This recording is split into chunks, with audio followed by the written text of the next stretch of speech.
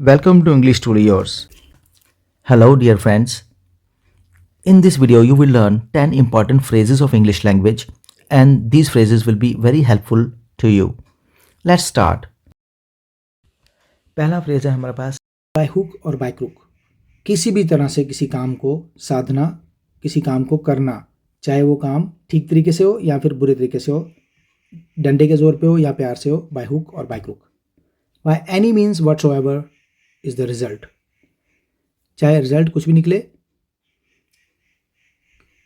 हाँ रिजल्ट ना कहकर इसे वैसे हमें कहना चाहिए बाय एनी मीन्स व्हाटसोएवर, कोई भी तरीका हो लेकिन अपना काम चाहिए हमें।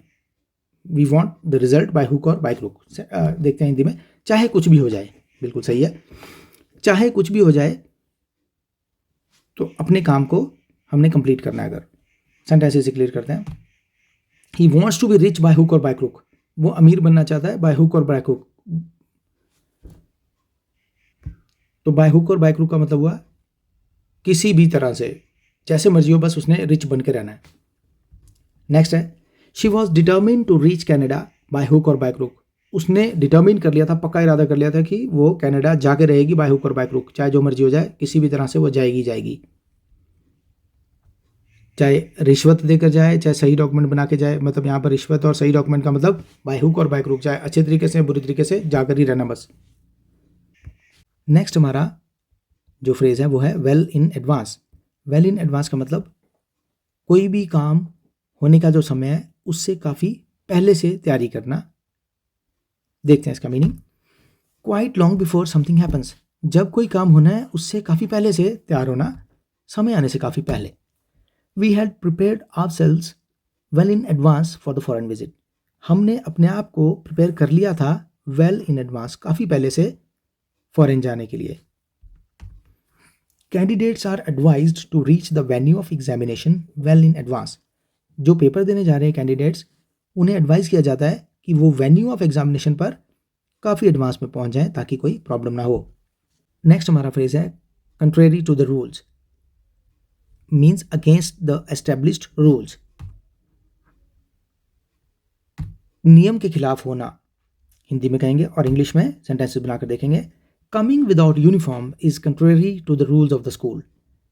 स्कूल के रूल्स के बिल्कुल कंट्रेरी है। कंट्रेरी मतलब अगेंस्ट है, उल्टा है स्कूल के रूल्स के, अगर कोई विदाउट यूनिफॉर्म स्कूल में आता है तो। This is just contrary to the rules of the school. Next है, forcing the staff to stay for long extra hours daily is just contrary to the rules. बिल्कुल rules के contrary है, खिलाफ है, अगर कोई ऑफिसर स्टाफ को लंबे लंबे समय के लिए एक्स्ट्रा टाइम रोक कर रखता है रोज़। अगर मान लो 5 बजे छुट्टी होती है तो 6 से 7 बजे तक अगर रोक के रख रहे हैं तो ये कंट्रेरी टू द रूल्स है, रूल्स के अगेंस्ट है। आप इसे यूज़ कर सकते हैं सिचुएशन में। नेक्स्ट है आउट ऑफ द क्वेश्चन, सवाल ही पैदा नहीं होता, जैसे हम कहते हैं टू बी नॉट पॉसिबल, जो हो ही नहीं सकता। His passing the exam is out of the question, वो पेपर को पास कर रही है, आउट ऑफ द क्वेश्चन, ऐसा हो ही नहीं सकता। He has not studied even a single day, एक दिन भी उसने पढ़ाई नहीं की हुई है तो कैसे पास हो जाएगा। This is out of the question. His selection is out of the question, he has not even applied for the post. अगर मान लो कोई बात कर रहा है कि अरे वो सिलेक्ट हो जाएगा, उस पोस्ट पर रखता है, तो आप कहेंगे कि उसने तो he has not even applied for the post, उसने तो अप्लाई भी नहीं किया है। His selection is out of the question, selection कहाँ से हो जाएगी, आउट ऑफ द क्वेश्चन है, हो ही नहीं सकती। नेक्स्ट फ्रेज है find fault with. To find fault with मतलब किसी की गलतियाँ निकालना। To find mistakes in others deeds, दूसरों के काम में गलतियाँ निकालना, किसी के काम में गलतियाँ निकालना। अब हम सेंटेंस बनाकर देखते हैं। Some people are in the habit of finding fault with others work. कईयों को ये आदत होती है कि वो दूसरे के कामों में गलतियाँ निकालते हैं, उनकी ये हैबिट होती है। Are in the habit of repeat हो गया यहाँ पर, देखो अब पिछला फ्रेज आपका, और यहाँ पर नया फ्रेज आ गया find fault with. Some people are in the habit of finding fault with others work, दूसरों के काम में गलतियाँ निकालने की आदत होती है कईयों की।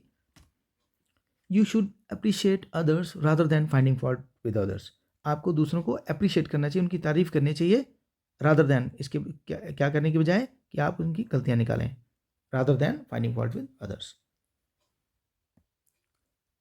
To find fault with is not a virtue but a vice. गलतियाँ निकालना कोई वर्च्यू नहीं है, गुण नहीं है, बल्कि वाइस है, दोष है। किसी की गलतियाँ निकालना हमारी अच्छी बात नहीं होती बल्कि बुरी बात होती है। नेक्स्ट फ्रेज है to turn out, turn out का मतलब निकल कर सामने आना, पेश आना। To emerge at last, last में उभर कर सामने आना, कैसे आप नजर आते हैं लास्ट में, निकल कर सामने आना। सेंटेंस के थ्रू क्लियर करते हैं। He posed as a very good friend in the beginning, शुरू में तो वो बहुत अच्छे से पेश आ रहा था, एक अच्छे दोस्त की तरह, but turned out to be a cheater finally, लेकिन फाइनली एक चीटर निकला मतलब निकल कर सामने आया। ये जो शब्द है यहाँ पर आ गया, टर्न आउट मीन्स निकल कर सामने आना। दूसरा सेंटेंस देखते हैं। It seemed that it would rain heavily, ऐसा लग रहा था कि बहुत तेज बरसात होगी, but later the weather turn out to be fine, लेकिन बाद में मौसम बिल्कुल साफ निकला। टर्न आउट मतलब निकल कर सामने आया, कैसा, साफ निकला बिल्कुल मौसम, turn out to be fine. Next है हमारे पास टू टेक टू हार्ट, किसी बात को अपने दिल से लगा लेना। To feel very sad on something, अति भावुक होकर, इमोशनल होकर किसी बात को दिल से लगा लेना। सेंटेंस को देखेंगे। You can pass this exam next year, don't take this failure to your heart. Suppose कोई एग्जाम में फेल हो गया है किसी में, और अब वो उस बात को अपने दिल से लगा रहा है, तो आप कह रहे हैं you can pass this exam next year, आप इस एग्जाम को नेक्स्ट ईयर भी कर सकते हैं। Don't take it to your heart, don't take this failure to your heart, इस बात को अपने दिल से मत लगाओ, अपने फेल हो जाने को दिल से मत लगाओ। You can pass this exam next year also. एक और सेंटेंस देखते हैं। His close friend cheated him and he took it to heart and fell ill, उसके क्लोज फ्रेंड ने उसे चीट किया, उसने ये बात अपने दिल पे लगा ली। He took it to his heart and fell ill, और बीमार पड़ गया। So don't take it to your heart, don't take anything to your heart. Next हमारे पास in keeping with, in keeping with का मतलब किसी नियम। नेक्स्ट हमारे पास in keeping with, in keeping with का मतलब किसी बात का, किसी नियम या किसी शर्त का ध्यान रखते हुए। In consonance with following some rule, consonance with साथ साथ चलना, मानते हुए, फॉलोइंग सम रूल किसी नियम या शर्त को मानते हुए। सेंटेंस में देखते हैं।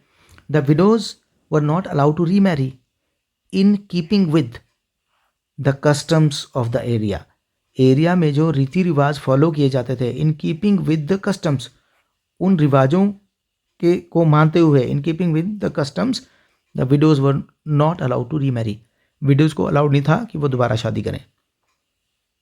अ क्लोज शेव, बाल बचना, to have a narrow escape, to avoid an accident right at the last moment, बिल्कुल एक्सीडेंट होते होते बचना, बाल बचना जिसे कहते हैं।